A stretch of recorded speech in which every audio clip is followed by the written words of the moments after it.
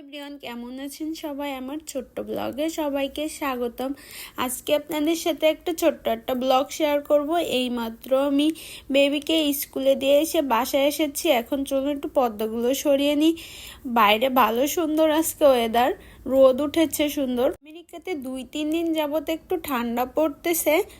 স্কুলে দিয়ে এসে আমি সময় পাই 4 ঘন্টার মতো। সে 9টার সময় যায়, 1টার সময় বাসায় আসে।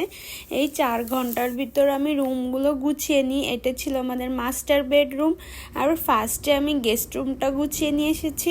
তারপরে কিছু রান্না বান্না করে নিয়েছি। দুপুরের মেনুতে ছিল কই মাছ, ফুলকপি আলু দিয়ে রান্না করেছিলাম, ভেন্ডি ভাপা, আর আমার ছেলের জন্য ছিল শিং মাছ। এগুলোর কালার কেমন হয়েছে সবাই কিন্তু জানাবেন।